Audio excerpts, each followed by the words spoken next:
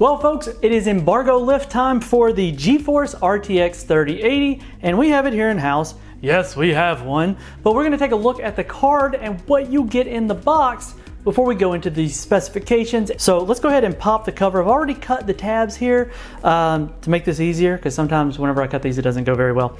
So we're going to go ahead and turn the box down here, move it a little bit. Hopefully by now you can see it from a little bit different angle. Ooh, it is in there snug. Oh, it is in there snug. All right, so there's the box, top of the box, it's off, and we're moving it to the side. Voila, there is the GeForce RTX 3080 in all of its glory in the box. Well, that's kind of what you get. So when you open it up, it's nice slanted, it's very well presented. NVIDIA has a really good habit of making the presentation of their cards in their boxes very, very nice. And then eventually whenever, you know, it's outdated and you replace it, you can stack it back up there or you can sell it for way less than you should on eBay if you wanted to get one of the new ones. Either way, let's take a look at the card and what the top offers here before we go into what the box has. So you can see the back of the card. This is your PCB is going to be the size of here. So under here is the PCB. This is open area for the rear fan. I don't really know how to describe this one, but it pulls air up through the card and then it goes out the back of the case. Right here is a nice little NVIDIA logo down there, and the screw holes are all covered so that it's nice and clean.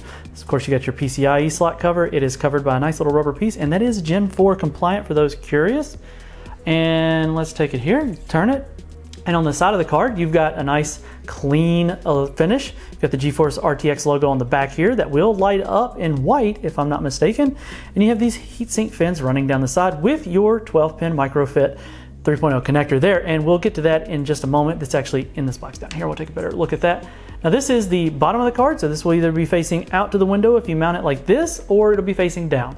So this fan here pushes air down onto the card and then out the back, and then, you know, residual airflow can come across here, kind of continue to let air out. And this part is all heatsink and it pulls the air through to the other side, maximizing the heatsink area that you get to work with. Now your inputs on the back are multi display ports. You got 1, 2, 3 HDMIs and a USB HDMI 2.1. So you'll be able to get that 8K out of there. You'll be able to take advantage of all the latest TVs that feature all of those. And I totally missed this, but right here in this corner is a nice little 3080 logo. Now, while I got this a little closer to the screen, let's get a better look at that before we move on. So again, you can see through the card here. So you can see it goes all the way through. And even through the fins here, you can see the PCB, which is really, really cool that they did that. And again, that 12-pin microfit connector goes there. Speaking of which, let's look in this here box, see how this comes packaged. This is always where they put their little goodies, extra stuff. So documentation, obviously, support guides, quick start guides. And this is the included 12-pin to dual 8-pin microfit connectors. I tell you what, let's go ahead and just plug that in before we go any further. See how that feels. All right, that's surprisingly solid. Now you can think what you want to about the way this looks, but you can cable manage it however you want to. I personally would have preferred this some way to have been on the back, but I understand with the way that the card is designed, you can't quite do all of those things. So this here, I don't know, it's kind of weird. I don't know how I want to stand it. Do I want to stand it this way? I want to stand it this way. You got the fan on both sides, but this, guys, is the GeForce RTX 3080. But what is the GeForce RTX 3080? Well, let's go to the office and get into those speeds. All right, let's jump into the specifications of the GeForce RTX 3080.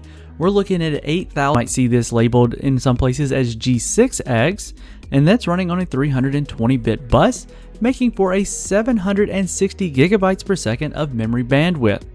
As far as the additional features on the RTX card here, we're looking at 272 third-generation Tensor cores and 68 second-gen RT cores.